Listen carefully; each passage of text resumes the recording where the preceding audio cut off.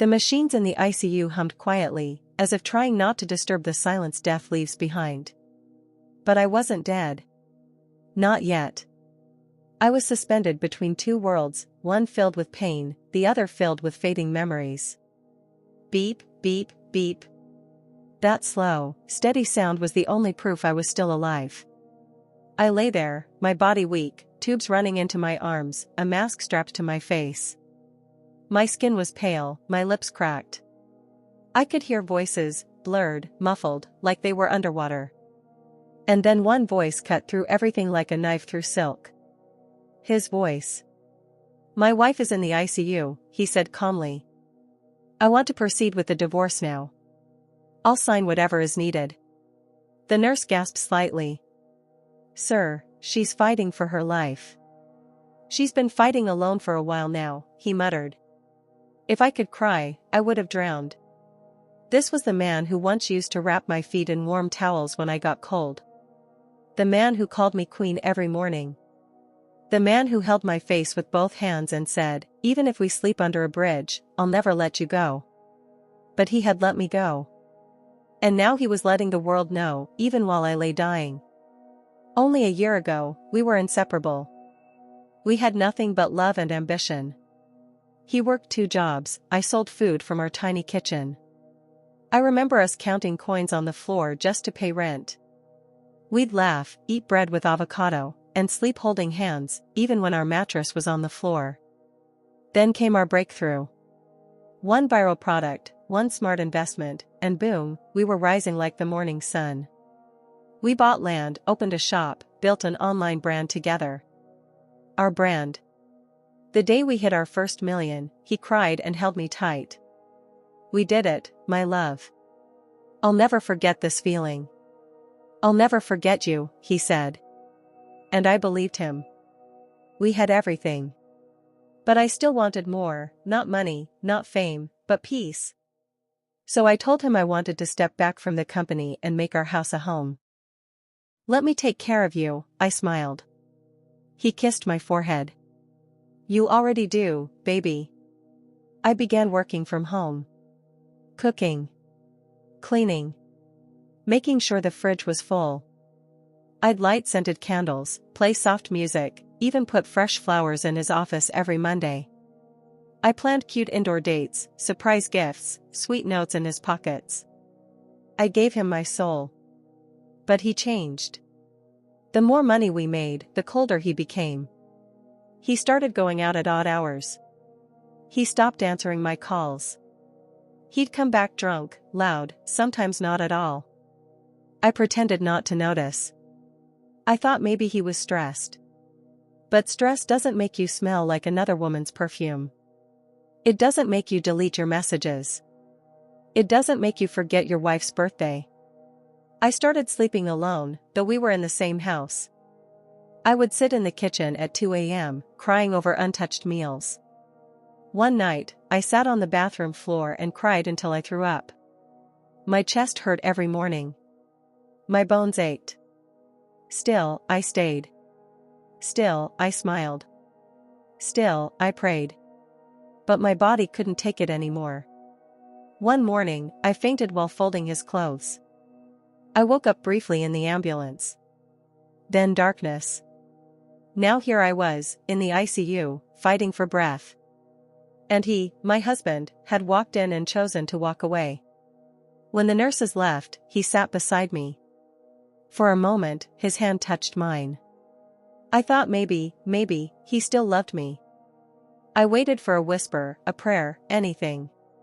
But instead, he whispered, "You're not the woman I married anymore. You're too heavy. Too emotional. Always tired." My heart stopped for a second, not from illness, but from the cruelty of the man I once believed would die for me. He stood up, adjusted his designer jacket, and walked away. I was left with the beeping machines, the slow drip of saline, and the echo of betrayal in my ears. That night, I didn't die. But something inside me did. The first thing I felt was not my breath, but rage. Not loud, screaming rage. No. This was a quiet, steady flame, burning under my skin like warm coal. It wasn't about revenge. It wasn't even about him. It was about me. The woman I had forgotten. The woman I had buried under laundry, soup pots, tears, and silence. The woman who once stood with fire in her eyes and dared the world to give her nothing, because she would build everything. That woman was waking up. It took weeks for my body to heal. My voice returned like a stranger knocking gently on my throat. My hands, once too weak to hold a spoon, started gripping again. My legs trembled like newborn steps, but they stood. The doctors were stunned. They said I had lost the will to fight when I first came in. My blood pressure was dangerously low. My organs had begun to shut down. But something changed. "She has fire now," one nurse whispered. "She's not just surviving, she's coming back." I didn't tell them it was my husband's betrayal that had saved me. Not love. Not support. Not flowers or prayers. Abandonment. When the one you gave your soul to throws you away, something deeper in you wakes up. And it doesn't beg. It rebuilds. One evening, as I sat on the hospital bed with my Fough in one arm and my phone in the other, I finally opened the email from his lawyer. Petition for dissolution of marriage. No apology. No explanation. Just cold, bold letters. I didn't cry. Not this time. Instead, I signed it. And at the bottom, I wrote, "Thank you for freeing me. You left me in the ICU, but I found myself here." The nurse asked if I wanted her to send it. I nodded. I didn't want to touch that piece of paper again. He wanted freedom? Let him have it. But he would never again have me. When I was discharged, I didn't go back to our mansion. No. I moved into a small service apartment with big windows and warm lighting. It was quiet, peaceful, and mine. For the first time in months. I woke up without fear. No shouting. No slamming doors. No cold side of the bed. Just me. And I liked her. I bought fresh groceries. I started cooking again, but this time, for myself. I put on makeup. I wore that red dress he once said made me look too extra. I blasted music and danced barefoot in my kitchen. I was still healing. I still had scars. But I was no longer broken. I began working again. Quietly, carefully. I took over my share of the company, the one I co-built. I hired new staff. Rebranded. Clients who had long forgotten my face now heard my voice again, firm and steady. "Isn't she the one who was sick?" "Yeah. She's back. Stronger." One day, I walked into a business event he was attending. I didn't know he'd be there. I almost turned around. But something in me said no. Don't run. I wore a black suit, hair in a sleek bun, heels clicking like thunder across the hall. I didn't look for him, but I felt his eyes. He stared. Hard. I smiled at everyone. Not at him. And when our eyes finally met, I didn't flinch.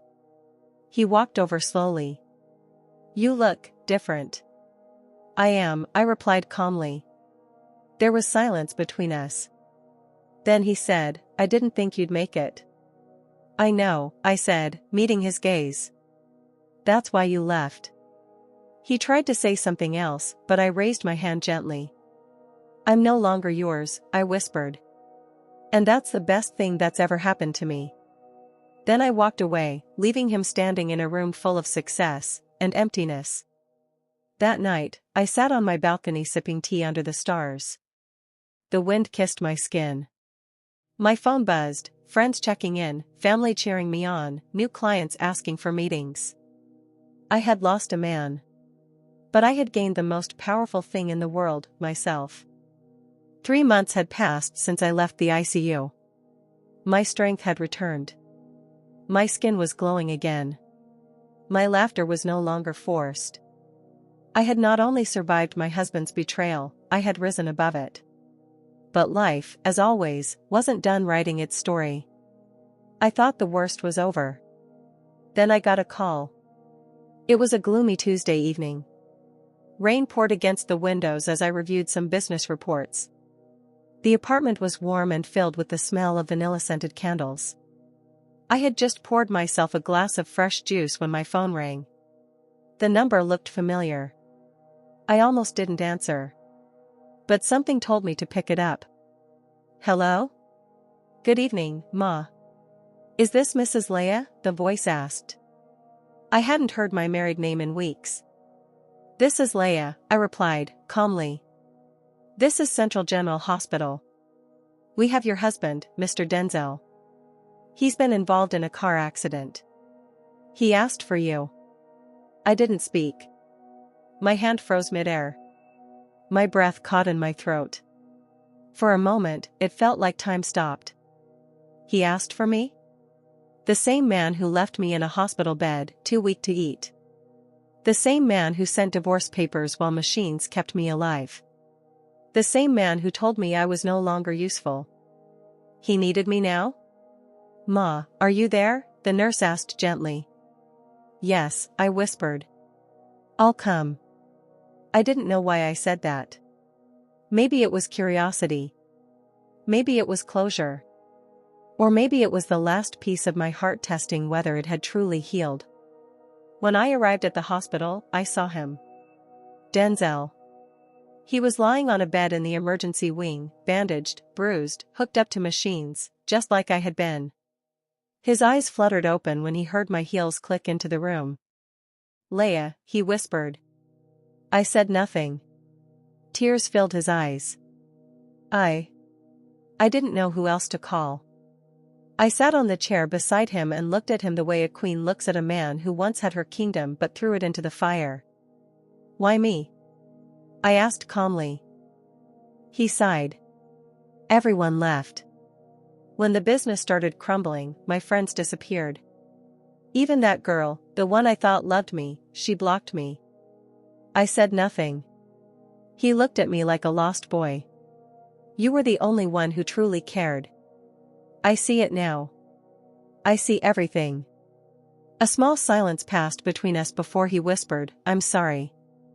And I smiled. Not because I forgave him, but because I no longer needed his apology to move on. Denzel, I said softly, you left me to die when I needed you most. You saw me drowning and gave me your back. Now you're the one drowning, and you expect me to throw you a rope? He didn't answer. You made your choice. And I made mine. I healed. I rebuilt. I moved on. A nurse walked in just then. Ma'am, visiting time is over. I stood, adjusting my coat.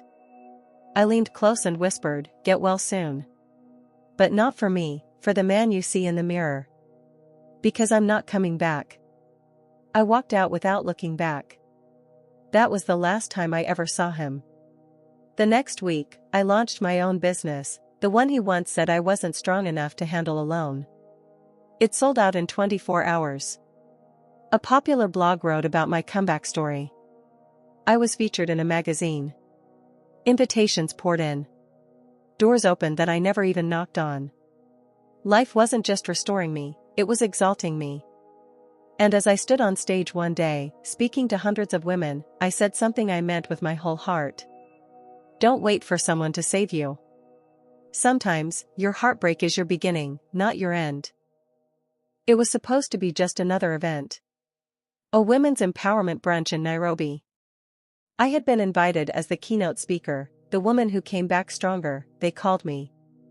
The room was full of bold colors, clinking cutlery, and warm smiles.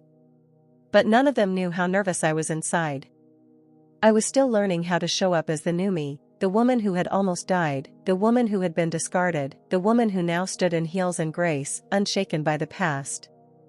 And yet, as I walked onto that stage and saw the sea of faces looking up at me, something in me settled. I'm not here today because I was lucky, I began, my voice firm. I'm here because I was broken, and I didn't stay there. The crowd erupted in applause. Some women wiped tears. Some stood. One even whispered, "That's my story too." After the event, people came to shake my hand, take pictures, ask questions. And then, he walked in. I didn't notice him at first. He was standing near the back, dressed in a navy blue shirt, hands tucked casually in his pockets, eyes watching me like he was reading the chapters of my soul. Not in a creepy way, no. In a quiet, respectful way that said, "I see your strength, not your scars." He waited until the crowd died down. Then he approached. "You speak like someone who's been through war," he said softly. "I have," I replied. He smiled. "And you wear your victory well." His voice was gentle. No rush.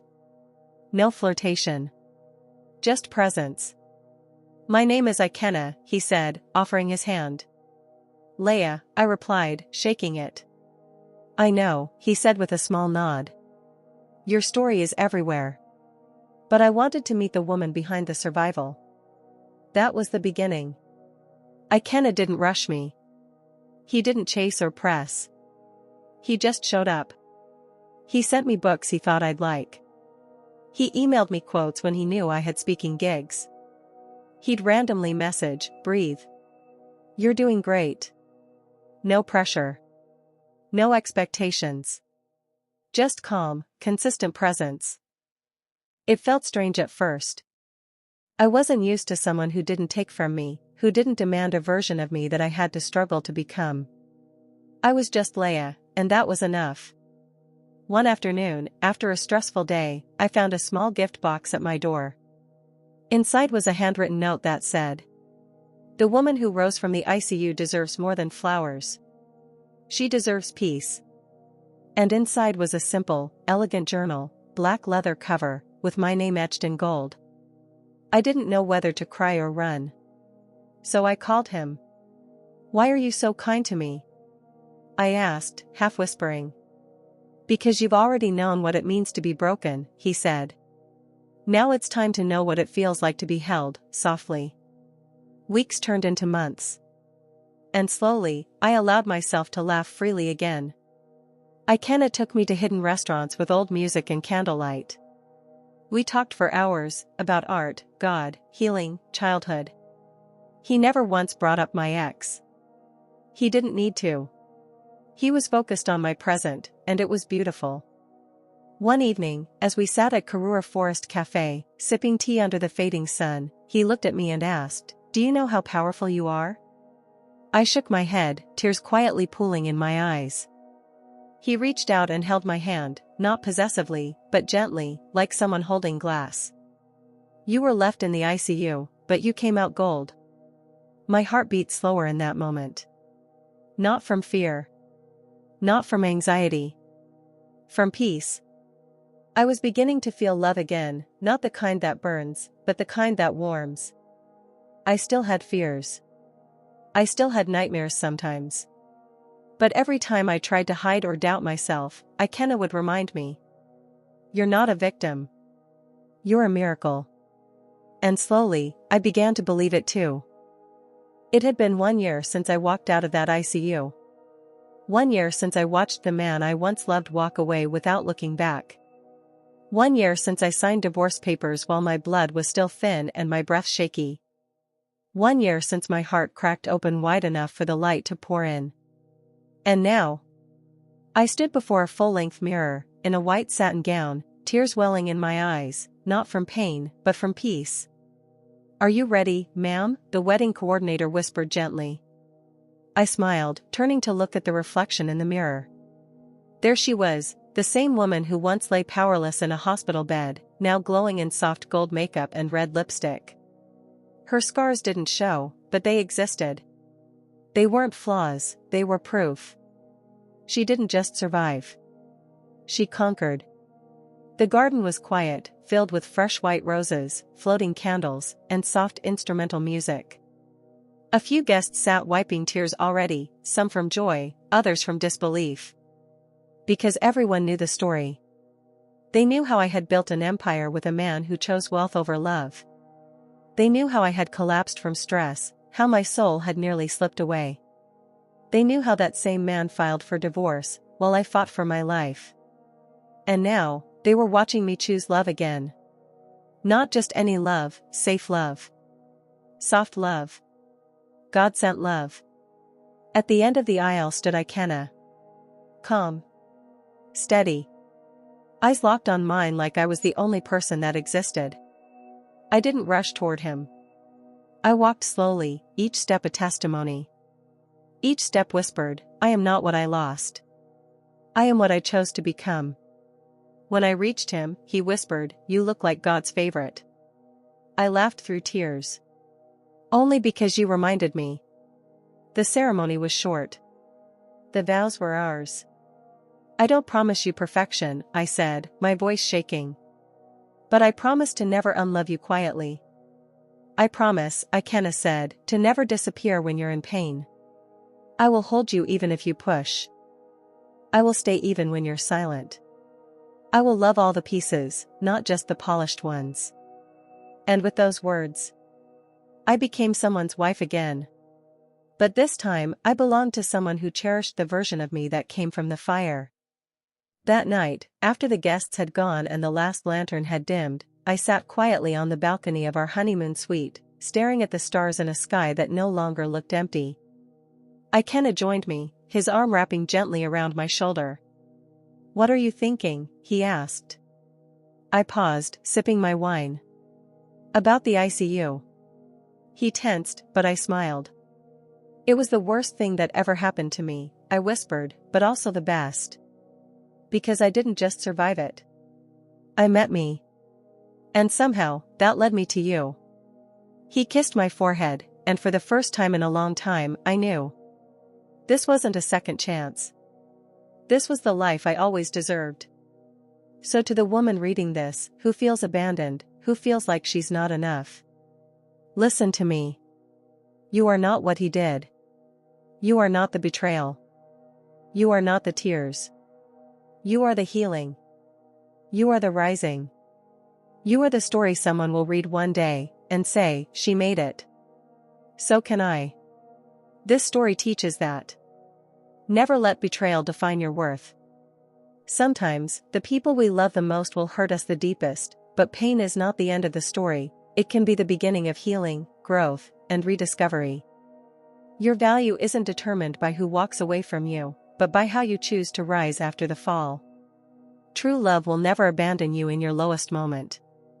And even after heartbreak, you can still find peace, purpose, and a love that holds you gently. You may lose a partner, but never lose yourself. Keep rising. You're the miracle.